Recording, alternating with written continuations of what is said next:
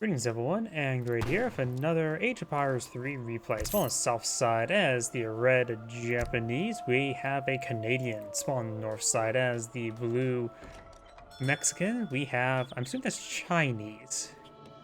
Either way, you have some questionable regional players, I guess the best way to put it. This map does offer a pair of big button spawn units here, so it's probably a good idea to build the trading post sooner rather than later because it gets some free units. One of the few trading posts that you should go for immediately, as well as trade post. First cast of the day, and I'm already butchering up all my words. Oh. Neither player has selected a deck just yet. Good chance the Mexican player will revolt. They tend to be revolting.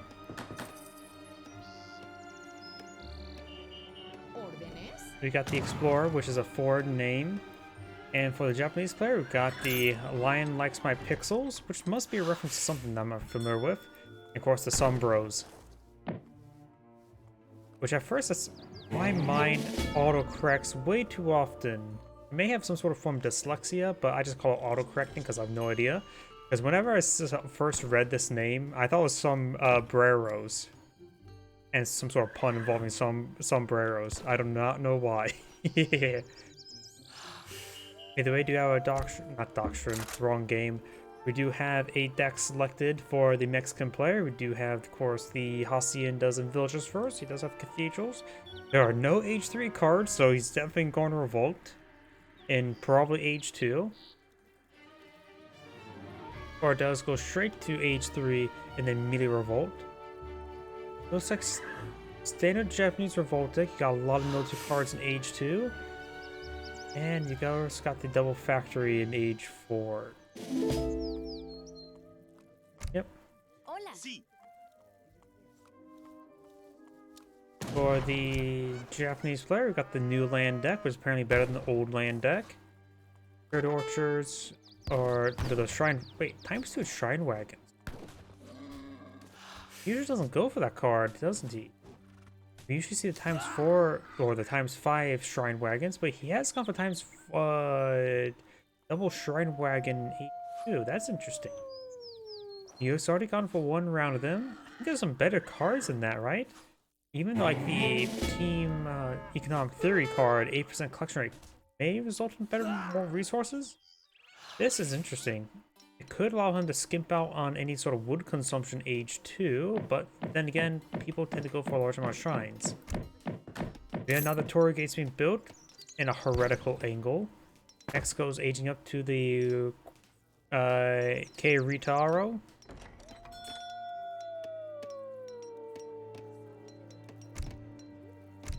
Not using next shipment, so he's not eyeing for the Cathedral.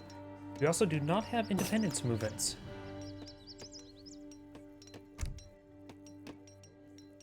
We got the Hacienda deployed on field.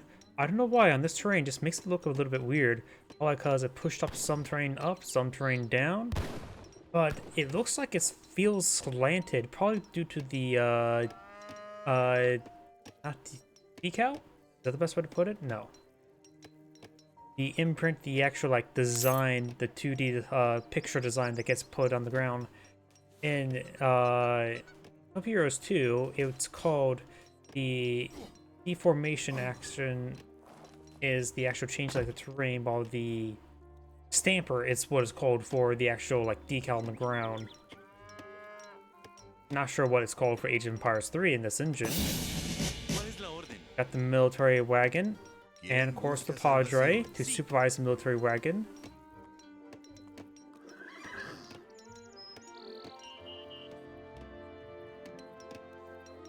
Of course, we do have a shipment of wood. He may be eyeing for some housing there or some other things. Military wagon not being deployed on the field. Or has been deployed on the field, just not deploying itself on the field. Barracks now on the way from the military rickshaw. Berry bushes being collected on up. And he is going for a shipment of the Yumi archers. He knows he's fighting against this. In possible deployment he can fight against from are the insurgents, which is a more or less a cheap Rodialo variant. The soldados, a ×2 musketeer, or the saltieros. So either way, the Yumi archers will be effective versus the heavy infantry, or just be neutrally effective versus the light infantry. So I think Yumi archers are a good shipment. They do offer poor torch damage. He is going for ×2 Yumi archers and random musketeers. And now there's revolting. We got the Central Americans. We got the artillery foundry and the barracks corps. And this revolt does not convert the villagers in the way of the Second Amendment.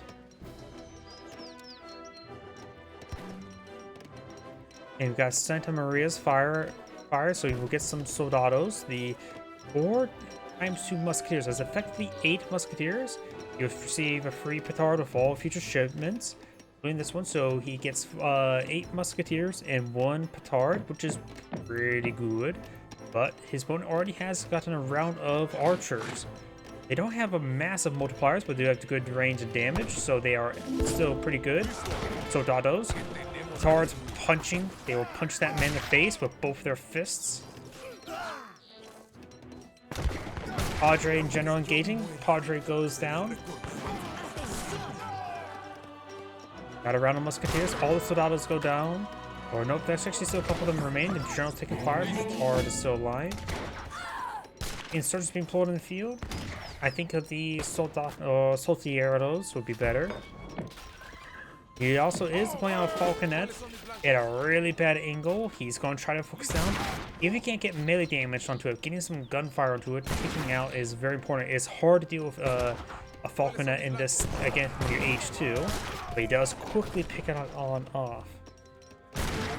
Let's get some soldados. Of course, got the insurgents. I'm not a real big fan of insurgents, honestly, nor Rodialos for that matter. As if you look, they are 11 damage melee unit versus the Yumi archers. They are 7, but of course plus 50% multiplier, and so they effectively have the same DPS in melee. Against these musketeers, which are 10, same damage in melee. Sure, they only cost food and they're cheap and they deploy in large numbers. I'm just not a big fan of Anthem myself. But that's just my opinion, which is generally incorrect. He does take the artillery foundry there, denies the 2 falconets, and the Central American player backs out the game. This is Angry saying thank you for watching, and on to the next replay.